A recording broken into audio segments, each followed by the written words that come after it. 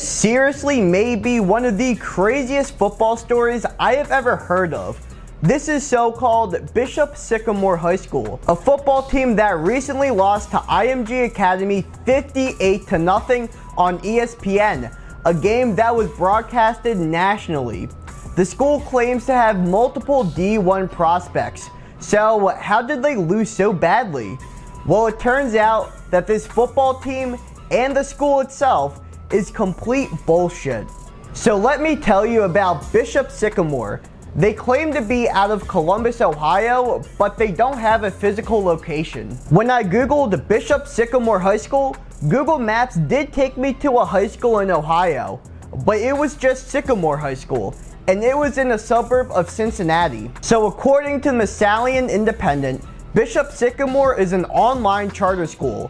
It isn't listed among the Ohio High School Athletic Association Directory of Schools, and it is also reported that Bishop Sycamore is a non-OHSAA school. In fact, the school is actually listed as a member of the Texas Christian Athletic League, which is weird because like Ohio's over here, but Texas is like down here, so can someone explain that to me? Also, let's talk about the name, Bishop Sycamore. Whenever there is a high school named after a bishop, cardinal, monsignor, or etc., it is because they are named after a local or notable member. According to the Diocese of Columbus, there has never been a so-called Bishop Sycamore. Although the name Bishop Sycamore does make a little bit of sense, because if you shorten it, then it becomes BS High School, which is exactly what this scheme is.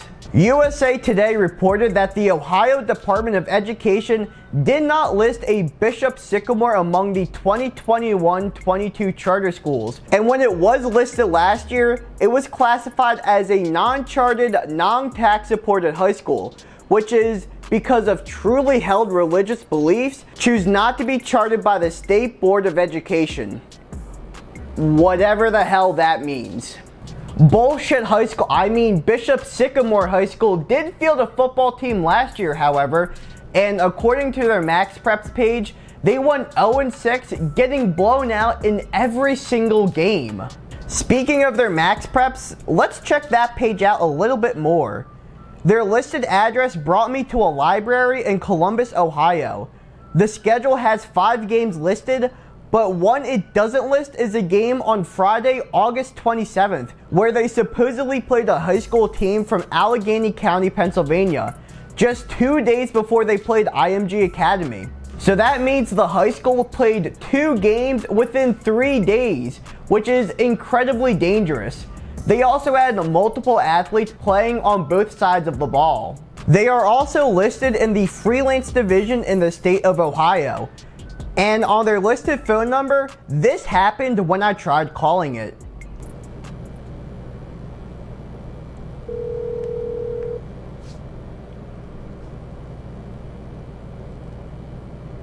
Please leave your message for 61460. Well, I guess I'm not talking to anybody there. As for their roster, that's a pretty interesting story. The Max Preps page does not have any roster listed with any players. There's also a tweet floating around that this was the roster the TV guys got when they played Archbishop Hoban the week prior. There are also tons of things that just don't align. The quarterback that played against IMG Academy, Jalen Knight, is listed on Huddle as a quarterback for Perry High School in Baltimore. Yet his Twitter says he is a 3-star recruit for the class of 2022. Also, who the hell flexes about a 3.2 GPA? But then 24/7 Sports says Knight was an unrecruited quarterback out of the class of 2021. The other quarterback, Trillian Harris, says he is a senior quarterback for Bishop Sycamore. Yet his 24/7 page says he was unrecruited quarterback out of California in the class of 2021. This was a trend for many of the players on BS's roster. Most of them were JUCO dropouts and are nowhere near high school age. But the story just keeps on getting crazier and crazier. After their 58-0 loss against IMG Academy, the school then fired their head coach Roy Johnson. Well, I'm sorry. There's just no way that we could keep you on. I don't even really work here.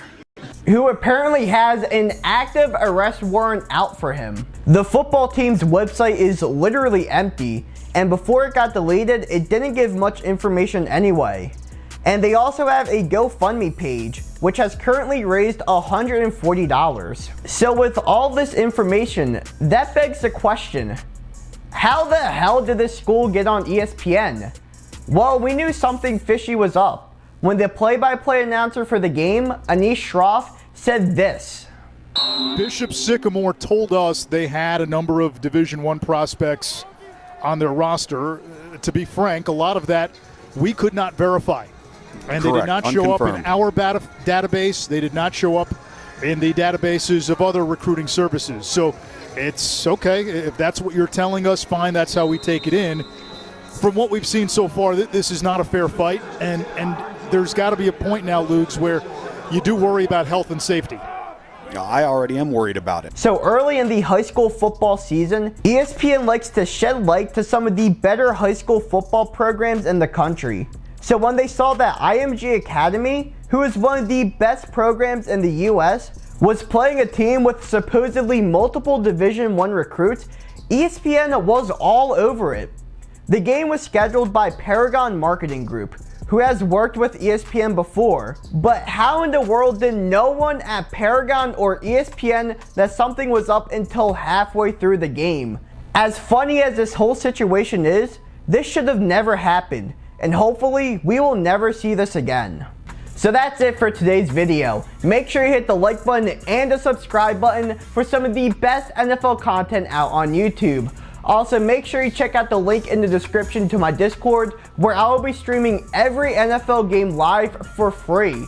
Speaking of the description, I have an Instagram, a Twitter, and a TikTok where I've been posting to those here to there as well as here on YouTube.